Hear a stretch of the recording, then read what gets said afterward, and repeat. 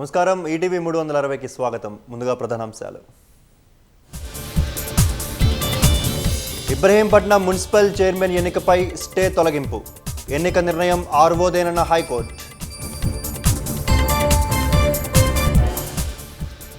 దానం నాగేందర్ అనర్హత పిటిషన్పై విచారణ. పిటిషనర్ల నుంచి సాక్ష్యాలు నమోదు చేయనున్న స్పీకర్. రాజ్యసభ ద్వైవార్షిక ఎన్నికల షెడ్యూల్ విడుదల. రాష్ట్రం నుంచి 2 స్థానాలకు ఎన్నికలు.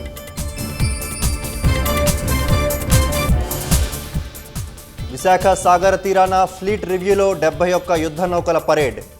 ఐఎన్ఎస్ సుమేధ నుంచి విన్యాసాలు తిలకించిన రాష్ట్రపతి.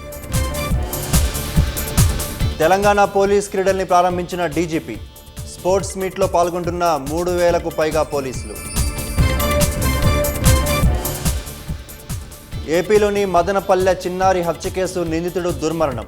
స్థానిక చెరువులో శవమై తేలిన కులవర్ధన్ ఆత్మహత్య చేసుకున్నాడన్న పోలీసులు. బంగ్లాదేశ్ ప్రధానిని భారత్కు ఆహ్వానించిన మోదీ. ద్వైపాక్షిక బంధాల బలోపేతానికి ఎదురు చూస్తున్నట్లు లేఖ.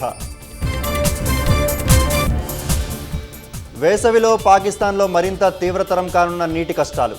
రావి నది మిగులు జలాలు నిలిపివేయాలనే యోచనలో భారత్.